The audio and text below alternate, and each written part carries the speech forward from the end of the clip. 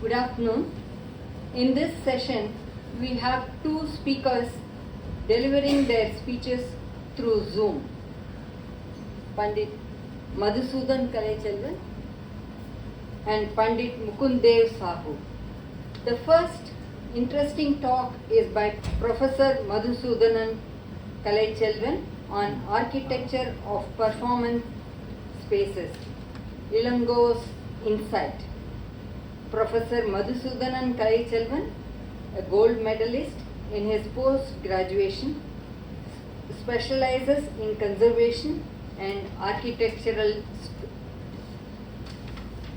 research. He has been an academic for around 14 years now, mentoring students of popular schools of architecture. He is an active heritage enthusiast, and his contributions have earned him several awards and accolades. He is a faculty of Saiva Siddhanta at the Dharmapuram Adinam and has been awarded the statuses of Adina Pulavar and Saiva Tamil Arinyar by his Acharya Sri Dharmapuram Adinam. He has won coveted Vedavalli Memorial Award, Professor Swaminathan Award. He received the title Ilakya Chemmal. He is a popular speaker on a wide range of topics associated with heritage, religion, culture, music, temple arts and literature.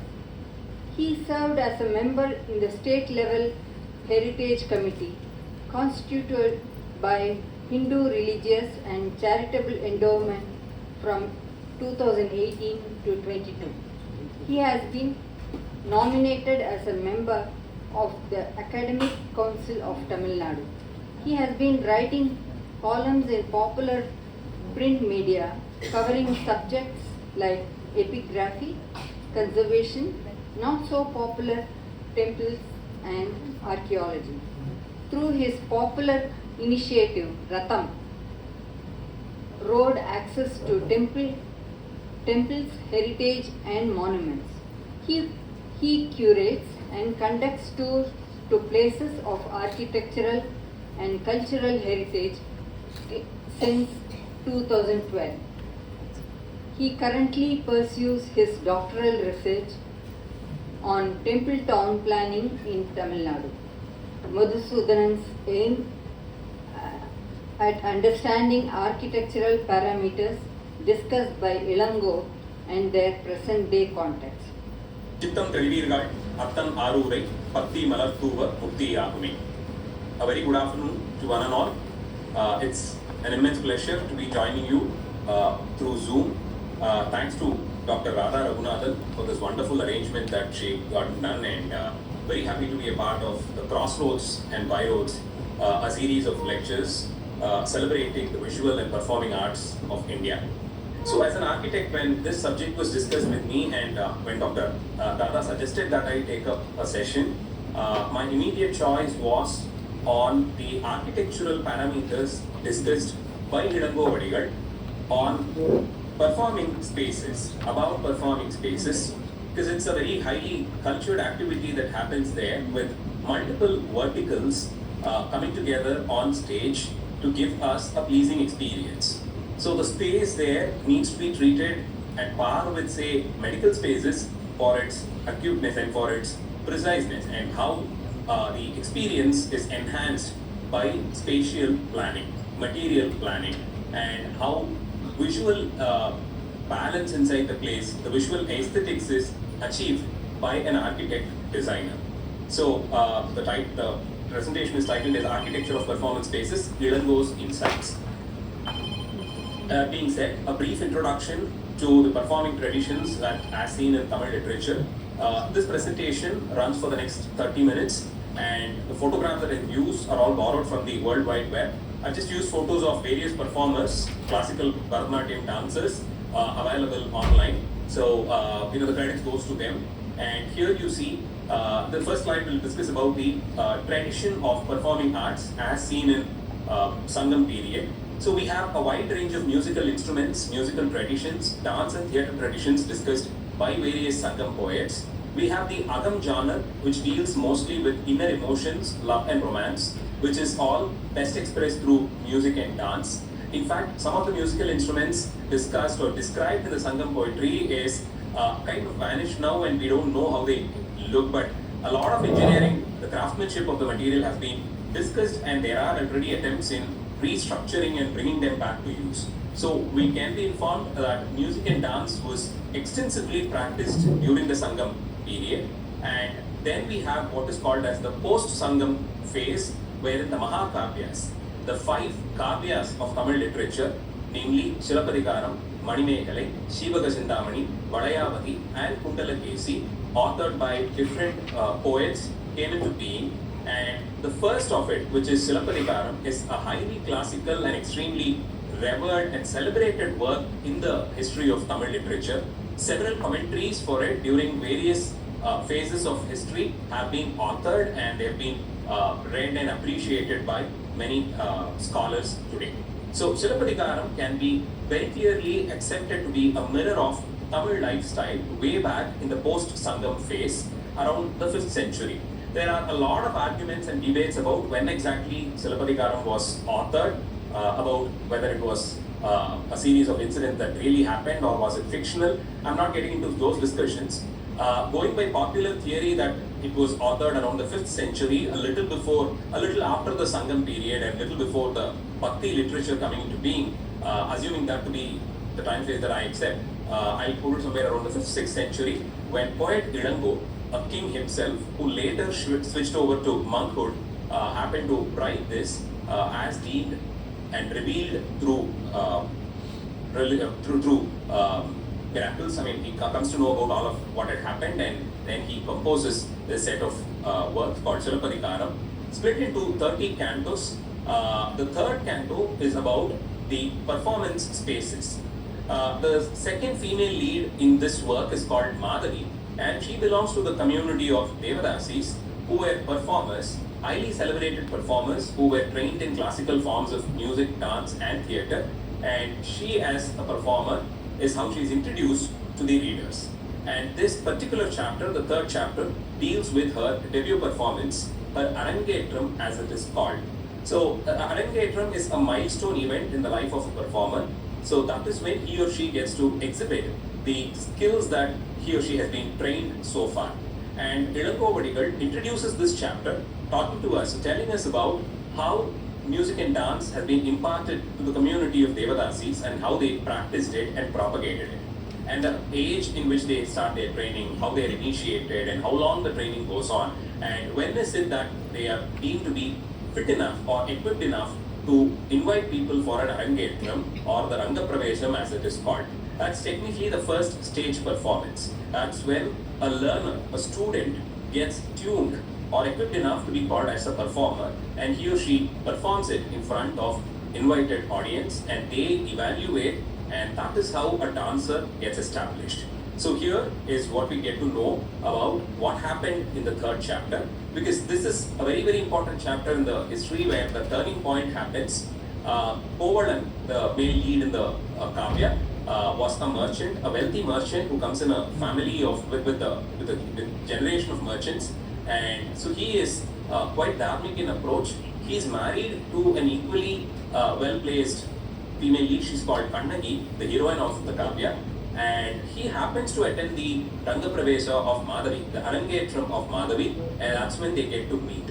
From then on, the story takes a different course, and the rest is history. But this is a very important stage at which the second lead, the female lead, and Kovalan, the hero of the epic, gets to meet. So Ilango Vadigal helps us to understand how great the performance was and uses this as a stage to talk to us, tell us about performing spaces, how they were engineered, what were the considerations in place when an architect had to design it, the suggested materials, the angle at which the performer should be for the best view for the audience. So all of this put together. And of course, performance stages are considered to be quite religious and spiritual, because a series of rituals are done before the performance stage gets active. So starting from selecting the site to finalizing the capacity of it, the number of people who can be in audience, talking about the entries and exit points, talking about green routes, entry to the stage and exit, and how a performer poses in front of his audience in a stage. So all of this has been discussed as he takes us forward. And the translations that I'm using here are all from Sri V.R. Ramachandra Dikshitar's, a very, very celebrated translation of Cilappatikāram, which is read and appreciated by all. So the stage, the design of the stage starts from erecting it, the construction of the stage. It was done with temporary materials. By temporary, I mean timber was used extensively, because timber has this beautiful property of not absorbing sound, on the other hand, reflecting it. If you ever wonder what makes an Oduar's rendition of Thevaram in a temple, in an ancient temple built with stone, well, stone and timber have this very beautiful property of reflecting and not absorbing sound, as opposed to steel or any metal for that matter. So extensive usage of stone in temples have facilitated the beautiful acoustics that you see in ancient temples. So when an Adaswaram artist without a mic or a Thevaram Oduar without a mic renders, the voice kind of reverberates and kind of distills so well. In some temples, as you have noticed, even a whisper kind of reflects so well, and the space gets it, or the receiver is well fed with the data. So here we have the tradition of erecting stages made out of temporary material, timber and thatch for that matter. And so the shape has got to be chosen, and with very well established tradition, that's what the poet says. Ilango Vadigal says, with very well established traditions of building or designing auditoriums, the site for erecting the stage has been chosen. So what is this well established traditions? Well, much before Ilango's Cilappatikāram, or somewhere around the same time, we have Bharata Muni's Natya Shastra, which is an extensive work on drama, dance, theatre, playhouses, whatnot. So the third chapter there also, surprisingly, there also, the second and third chapter deals extensively with how exactly to design a performing space. So after working with Ilango, trying to understand the translations and coming up with a few sketches that I did as an architect myself, I had to switch over, because in many places in the commentary also, it just talks about established traditions which is being followed, time-tested methodology. So with my interaction with a few archaeologists and performing artists, I could zero down on Bharata Muni's Natya Shastra, which again talks pretty much about, in detail, about performing spaces, the shape of an auditorium, the best suitable shape, and the topography that one will have to look at when one gets to choose the site for constructing. So that is extreme and very exhaustive, in fact, detailing that Bharata Muni had given. So we can safely assume that there has been very good interaction between Ilango and Bharata Muni's works, and Ilango has definitely drawn a lot of information from Bharata Muni. That's exactly what he means when he says well-established traditions, which means traditions that are time-tested and existing in place. So with regards to nature of the soil, because a stage is dynamic, you have people climbing up and jumping and moving fast and slow. So you have many people getting themselves accommodated around the stage. So it has got to be really sturdy, and it is a massive dosha if the stage breaks and the performer tips off. So that's a big time dosham as it is considered. In fact, there are prayachittas that one will have to perform as a performer if he or she falls off the stage or the stage breaks. So the nature of the soil is very well studied before erecting the stage. So that decides whether the particular site is to be considered for a construction of an auditorium or not. So that's where it starts. Pretty much similar to how we start constructing a house, or for that matter, a temple. Yeah, it all starts with testing the soil, the quality of it, the chemistry of it, and how much of weight it can take. For the purpose of measurement of the stage, what is called as a pole has got to be used. That literally translates into a piece of wood, in this case a bamboo, which is not any piece of bamboo, but it is to be worshipped. It's the primary instrument that one uses in constructing. What is the purpose of coming up with a measurement scale? The stage just needs to be big enough to accommodate performers. How about going for something that is really big? Well, as viewers, as people in audience, our eyes are tuned to certain degrees of visual angles, and what falls within that range gives us the best appeal, gives us the best feel of whatever we saw. So, the stage being big is one thing, but depending on the capacity of the auditorium, the stage following certain time-tested proportions as opposed to the length and the breadth measurements is the best choice. So here there are measured rulers, set of rulers, what Ilangovadigal calls as the pole or the piece of bamboo there, and the bamboo used for such measurements have their own should be having their own credentials too. Like for example, it is got to be harvested from sacred high hills, and the span between every two of the joints as opposed to the length with the 24 thumb breadths has to be the standard. So this is where the golden proportions come into picture. All classical schools of architecture, be it the Indian school of architecture or the Greek and the Romans during different phases, different times in history, all of them follow this sense of sacred geometry, as it is called, for the proportions between the length and the breadth and height. So the two-dimensional and the three-dimensional outcome is by fixing the maximum dimension that it can take. And that probably is is one of the reasons for success of visual treat that these monuments give us, these temples, these ancient structures give us. So if the proportion is maintained and it is in place, half the problem is solved. Yeah, so that's exactly why the look and feel of these structures are, they're very much palatable for us. It gives us a sense of refreshment once you see. So the proportions has got to be fixed first after the soil testing, and that is by using what is called as the pole, which has its own credentials in place. The stage was 8 pole in length, 7 in breadth, and 1 in height. So if you choose that one bamboo, which is 24 thumb breadths, yeah, so that into 8 becomes the length, and that into 7 becomes the breadth, and that by itself becomes the height.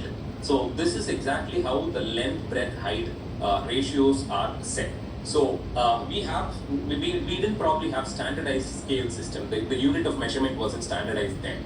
So when a temple has got, when a king commissions construction of a temple, each temple will have its own set of rulers or scales in place, and that is measured by one consecutive, the distance between, the 1 foot distance between the legs of the person who walks. So the king will be requested to walk 10 steps, and an average of that will be taken as that 1 step distance, and that will be fixed as the standard unit for construction.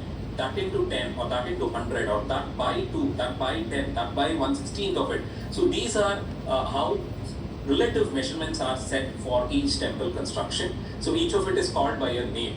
The scale will have a very interesting name as such. For example, we have names of scales used by Rajaraja as Ulagadandan Tirukol or Bhuvanamuludadandan Tirukol. So the pole becomes very sacred there because that's the basic unit of measurement. Similarly here in the case of Ilango, he suggests that we choose a bamboo stick which has been harvested from sacred hills and then use it for the set proportions. And doors will always have to be in even numbers. That's what is suggested, having the doors for entry and exit in even numbers, just in case for an easy distribution of entry and exit density. He suggests that we have doors in even numbers.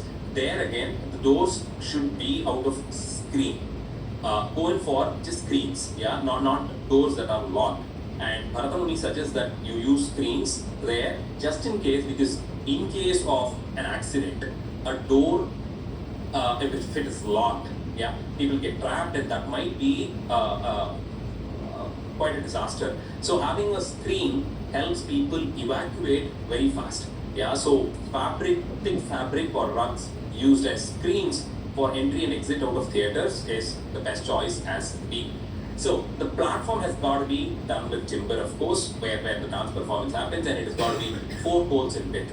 Over the stage were placed painted pictures of several gods and goddesses, and that is exactly where the ritual part of it comes in. A stage isn't just a construction, pretty much like how a house for us is not just a construction, a temple is not just construction. we breathe life into it through rituals, and we assume that the presence of God is felt by those rituals. You invoke the presence of God through specific rituals. Here again, inside an auditorium, there are deities prescribed to be invoked in different directions, entry and exit points. Within the stage, the canopy up above. The stage becomes an actual stage for the performer, so that's like the earth. And you will have to invoke the presence of all those who are subterranean, just below the stage too. Like how we have the Atada, Vitada, Sutada, Taradada, Bhatada, Lokas, as suggested by the Puranas, all of them have got to be invoked right below the performing stage. And how we have the Bhu, Bhuva, Shiva, Mahajana, Tapa, the Lokas, Abhavas, they are also to be invoked just above the stage. And the stage canopy has always got to be painted as the sky itself. So to the extreme left, when an audience stands facing the stage, to the extreme left, which is the east, you have the sun, and to the other end, you have the moon. Surya and Chandra invoked through mantras and rituals. And if somebody can afford, well, you can either go in for a painted image of Surya and Chandra, a Chitrapata, or a sculptural representation of Surya and Chandra and invoke their presence there. To depict that it is the sky above the stage, the suggested painting motifs are, of course, the Rasi Mandalas, the constellations to be painted above there. Similarly, the lower base of the stage has its own specific deities whose presence will enhance the drama. They protect the performer. They make sure that the performance goes without any kind of obstacle in between.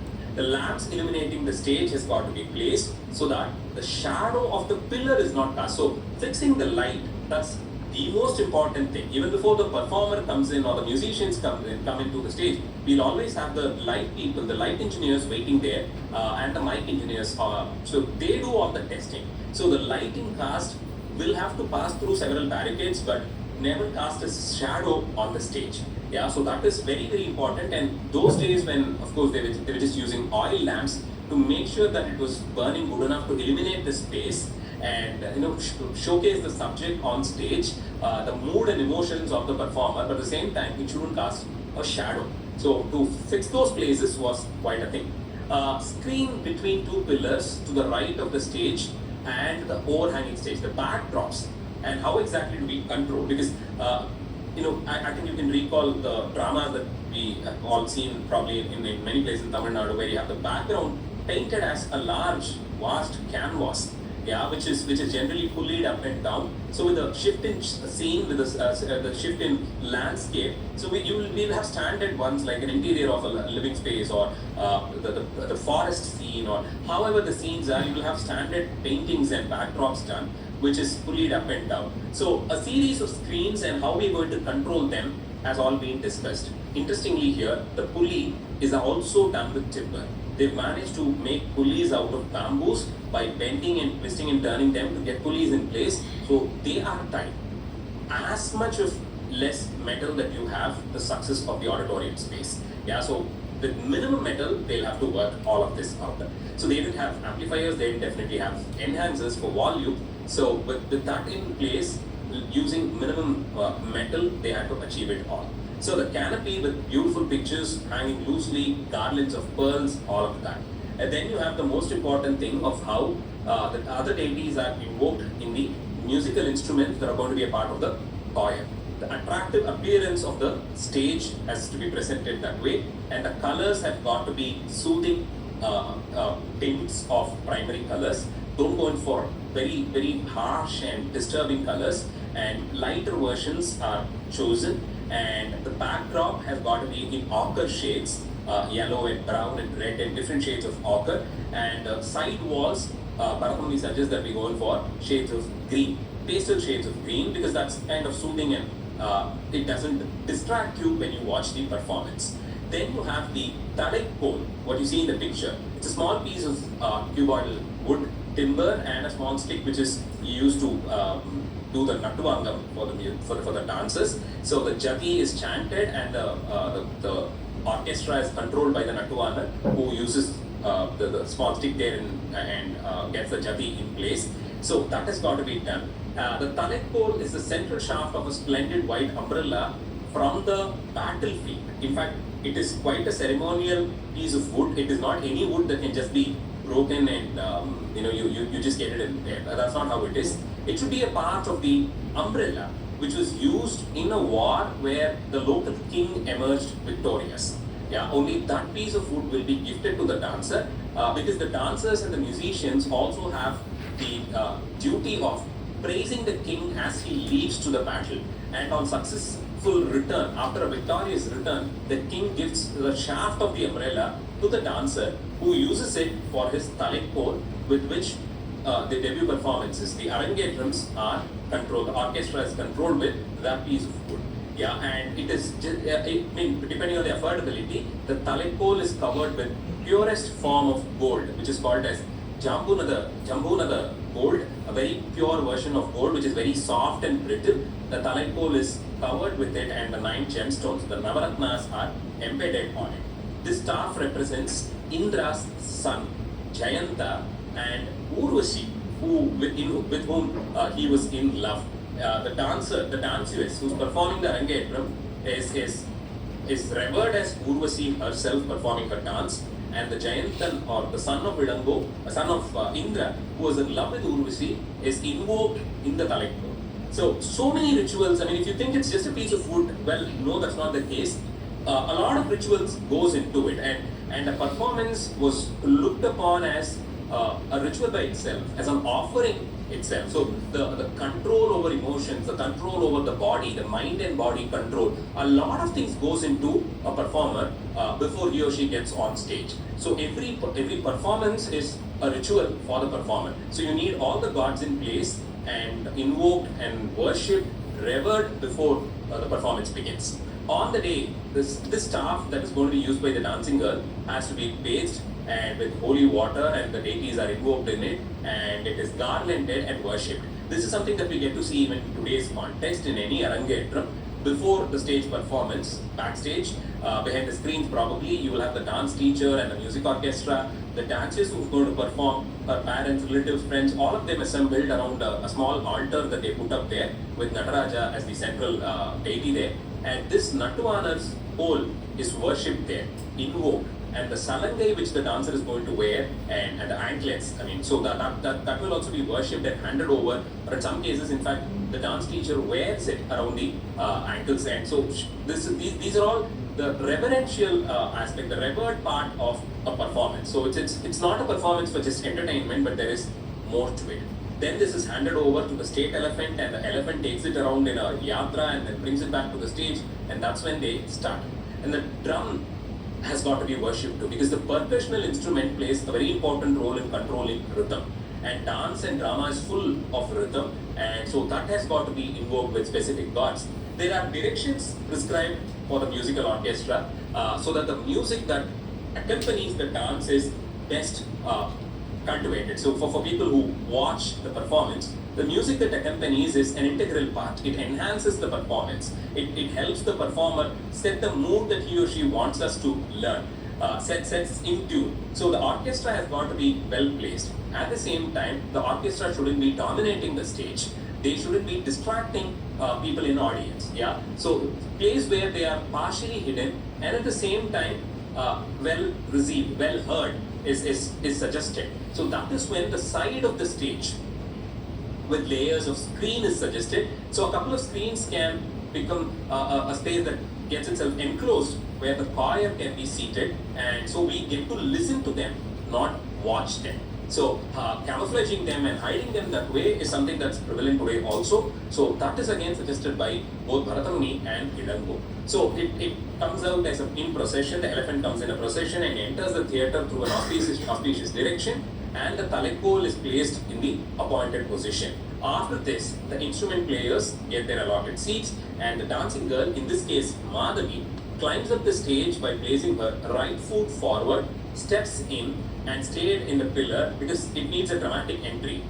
I mean, today we have screen control, so we raise up and bring it down, and we have this dramatic entry of the artist. But in those days when the screen control wasn't in place, entering through the right direction of the stage, quite dramatic, and appearing suddenly, creating an element of surprise in the audience is appreciated. Likewise, you have the assistants who followed her who were well versed in the customs, they had gathered around the side of the stage to control, to monitor, to supervise, oversee what was happening. That's another thing that I've seen in theatre. You will always need half a dozen of them in attendance just to assist us. Yeah, to go up and bring in. All stage performances will have sudden surprises. A prop would be missing, somebody would have forgotten something. So you'll need somebody in place to run up and down. But the best part is there cannot be any sound heard, so one will have to be well trained and conduct oneself in the best way possible in a stage. There again, the concept of backstage quite literally comes in. So Vilango always suggests that have a screen which kind of hides the entire landscape, yeah, which can be pulled up and down anytime you want, but one screen at least behind the performer in place, so people can commute between the ends of the stage from one end to the other. For people to run, you need a small crisp space which is hidden by a screen. So without that screen in place, Vilango says that no performance can ever be conducted. The two kinds of prayer are sung, and then she performs both orthodox and modern performances. That being said, I'm just trying to bring in Bharata Muni here.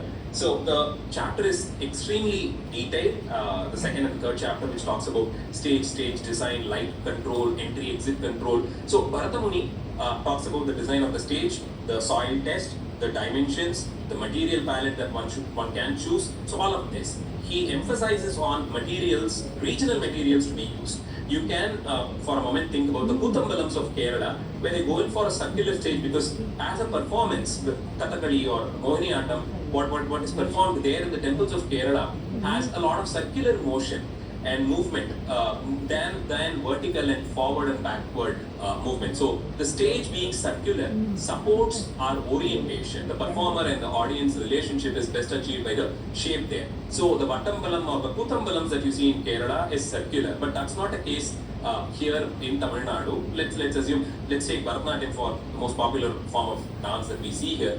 A hemispherical or a rectangular stage is better preferred. In fact, a hemispherical stage has its own constraints for the dancer, because when they perform in group, you will have to conduct yourself and tune your mind to the curvature of the hemisphere. Yeah, so the semicircular stage. So what would be preferred is a rectangular stage. Square stages are never accepted. In fact, Vilango suggests don't go in for a square shape, because the hall is wider than being longer. Yeah, it's wide. So the wider the seating, the performer will have to run in the lengthwise direction than the breadth. So having a square stage where all dimensions are equal might not be the best way to present oneself. Then Bharata Muni, of course, details about the prescribed Tithi, Nakshatra to start the construction or for a debut performance, the shape, the volume, the entry-exit points, the distance between the audience and the performer, the height of the stage and the first row of seating, the distance between the last row to the first row, all of this. These proportions are described, and suggested proportions can just be used. For all of 50 or 500, the proportions are in place. You just need to multiply it by the number of audience and you get the number there. The sweet points are identified that way. Materials for construction, as I told you, timber is the best available material, the best choice in fact. Seating arrangement, he prescribes that we go in for a semicircular seating, which gives us a wider cone of vision than right angles. In fact, a semicircular vision helps us win over the constraint of right angles. If you're going to go for straight seating arrangement with sharp cuts, you get right angles in the junctions, which becomes a problem to handle, and you'll be wasting a lot of space. Color palette for curtains, entry-exit, background, acoustic material, paint, all of it had been suggested depending on the day and the night theatre, sunlight, and how you, whether it's going to be artificial light or natural light that you're going to be using. The amount of detailing is just amazing. He even goes to the extent of telling us about the thickness of coir to tie two bamboo poles together. Yeah, the number of knots that you will have to make sure that the stage is sturdy and firm. I mean, it's the best user manual when it comes to designing a stage like this. Yeah, we talk a lot about performance spaces where the Beethoven performance and the big Beatle performances. So all of that is controlled, and it is very, very scientific. It is extreme advancement. The music is best cultivated. You get the best experience, no doubt about it. But all of that is in the last century. We are talking about times when material advancements or structural advancement was not as much as it is now, and the times when you will have to depend on materials which are natural and renewable materials. So given those constraints, to come up with such acoustically well-performing spaces is a big deal, in fact. So coming up with a manual for that is the best that could be done. I'll close the presentation by just showing some pictures of the Globe Theatre where in London, which I visited a couple of days back, where I was quite surprised to see how the stage, which this is from a Shakespeare play that I attended there, and the stage has been recreated from Shakespearean times. So they've gone in for an open air theatre, completely done with timber. If you notice, very minimum metal intervention. They don't have mics, there are no amplification systems. The material is all completely either stone or timber. The seating is all in timber, you can see the balconies. But the best part here is, apart from material and other scientific aspects, I would like to point out to the paintings on the canopy there, the roof there. If you notice, you see the Rasi Mandala, the constellations. Surprisingly, the sun to the east end and the moon to the west end, and the canopy, the roof part of it reflecting the constellations invoked as Rasi Mandalas is something that is suggested by both Bharatamuni and Ilango, and here you see that being followed in the Greek tradition also. You can see the constellations painted there, all the 12 Rasis in the same order. Of course, it's the Aries and the list goes that way. So that, but the concept of Rasi Mandalas used to depict sky is seen in the Greek traditional theatres also. And in the balcony, you can see you have various Greek gods like Ignis, Olfactus. They are all the directional gods who protect from various different directions. They are all painted and invoked. I mean, when I inquired them, there is no invocation procedure, but they like to keep it as Shakespearean as possible. So they have the paintings in place. There are no rituals that still continues. Timber, you don't see even a small piece of metal used anywhere. Entry and exit is controlled by screens. You don't have doors that goes in and goes out. So this is because it's all flammable. Yeah, just in case an accident, the best way to evacuate people is by having screens. So limited control over access, so people just run out. So timber balconies, timber seating, portable cushions that they use. As you walk in, you just pick a cushion for yourself, put it wherever you want, you sit and watch. So that's how it's done. The moon is visible. I think Scorpion. So all the Rasis, as you can see. Central image of the sun just coming out of the clouds. So it's just lit well. So you have a bright sun which has come out of the sky. Yeah, you see solar, you see Jupiter, the Navagrahas, the planets there. And yeah, to conclude, I'm quoting Trivijnana Sambandha. Dance and music have been an extremely ancient form of art, followed very strictly. We've had classical, we have semi-classical, we've had tribal, all genres of music and dance in place. And it has been accepted to be a way to please the gods and be offered as a prayer also. As Trivijnana Sambandha says, Panniyalvaga Pattinayale, Padiyum Adiyum Pailavallargal, Vinnavar Vimanam Koduvarayeri, Devanulahandu Vichirupavare. Jnana Sambandha says, people who can render songs and dance with perfect grammar, in the best way described by our forefathers, they will be offered moksha. Not any other kind of moksha, but the celestials will bring their Pushpaka Vimana, give us a journey up to the heavens in the Pushpaka Vimana, and they will go there and rule the Indraloka and be there a permanent resident of Indraloka. Music and dance has been discussed or described as a ladder to climb up the samsara and reach the abode of God. Thank you for the opportunity, and I think I'm able to take questions.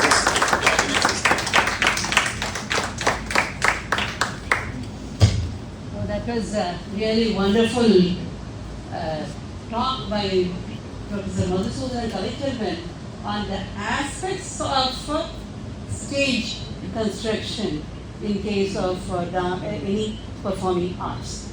And he has gone well into all the details as Edambo has presented, and as we come across them in the Kuttambalam or And a similar thing, even the Kalaichelvan or the spaces and other places where they use timber extensively compared to the concrete. Today we have the concrete structures of stage.